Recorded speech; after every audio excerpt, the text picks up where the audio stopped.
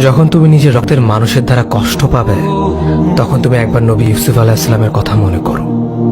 তিনি কিভাবে নিজের ভাইয়ের দ্বারা প্রতারিত হয়েছিল। যখন তোমার বাবা মা না বোঝে তোমার বিরুদ্ধাচরণ করে, তখন নবী ইব্রাহিম আলাইহিস সালামের কথা মনে করো। তার বাবা তাকে আগুনে নিক্ষেপ করায় ভূমিকা রেখেছিল।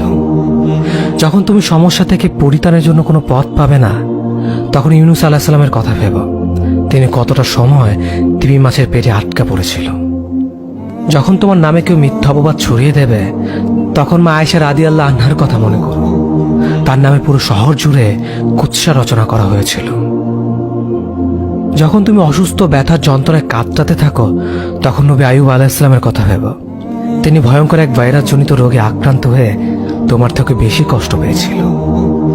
যখন তুমি দিনের কোনো বিধান নীতিতে যুক্তি খুঁজে পাও না, তখন নবী নূহ আলাইহিস সালামের কথা ভেবো। তিনি কোনো প্রশ্ন ছাড়াই মরুভূমিতে নৌকা তৈরি করেছিল।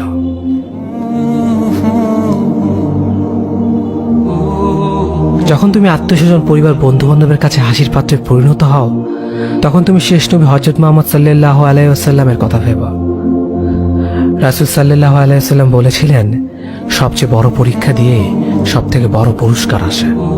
যখন আল্লাহ কাউকে ভালোবাসেন, তখন তাকে পরীক্ষা করেন, এবং যে এই পরীক্ষাগুলো মেনে নেয়, সে আল্লাহর সন্তুষ্টি অর্জন করে।